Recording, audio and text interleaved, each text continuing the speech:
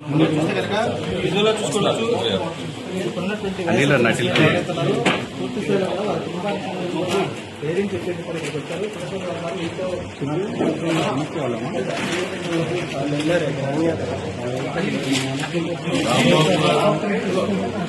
Party కోసం party విధానం కోసం చాలా రిస్క్ తీసుకున్నారు. దాంతో పాటు యథార్థాలు మాట్లాడడం కూడా వారి నివాసాన్ని వారి ఆఫీసుని ఇబ్బందులు పెట్టి దాదాపు 9 గంటల సమయం అసలు బతుకుతామా చనిపోతామా బయటకు వస్తామా రావనేటువంటి క్రియేషన్ తెలుగుదేశం పార్టీ కార్యకర్తలు పసుపు చొక్కాలు వేసుకున్నటువంటి పోలీసులు ఇద్దరు కలిసి ఈరోజు ఆ నాయకుడి యొక్క మనోవాన్ని దెబ్బతీయాలనేటువంటి నమ్ముతున్నారు. దానికి ముఖ్యంగా వైఎస్ఆర్సీపీ కార్యకర్తలు కష్టకాలంలో రాంబాబు గారి కుటుంబానికి అండగా ఉండాలని జగన్మోహన్ రెడ్డి గారి దూతగా ఈరోజు సజ్జల రామకృష్ణ గారు కుటుంబాన్ని పరామర్శించి కష్టకాలంలో మేము మీతో ఉంటాం కార్యకర్తలలో ధైర్యం నింపేందుకు ఈరోజు ఆయనతో కూడా సందర్భం వచ్చాం.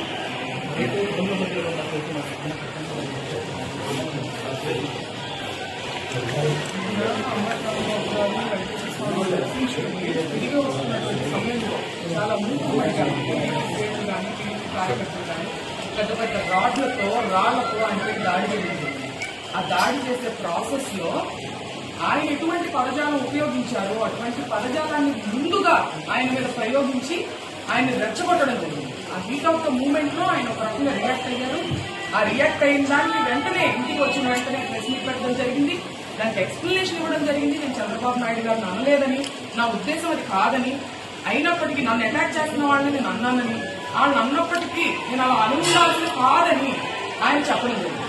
ఇన్నేళ్ల రాజకీయ చరిత్రలో ఆయన అనుభవంలో ఎప్పుడూ కూడా లాజిక్ తో చాలా కఠినంగా చాలా ఘాటుగా సమాధానం చెప్తారే తప్పితే అసభ్యత పదజాలం ఎప్పుడూ ఉపయోగించారు. ఒకవేళ ఓడిజాలు ఉపయోగించినప్పటికీ దానికి ప్రెస్ మీట్ పెట్టి నేను ఉపయోగించాల్సింది కాదది అని దమ్మున్న నాయకుడు అంబటి రాంబాబు.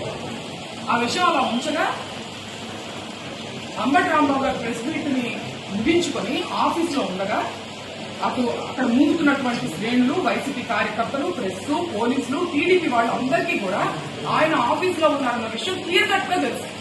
ఆ సమయంలో ఎదురుగా ఉన్నటువంటి ఇంట్లో ఎవరుంటారండి? మగవారు ఉంటారా? కేవలం ఆడవారు మాత్రమే.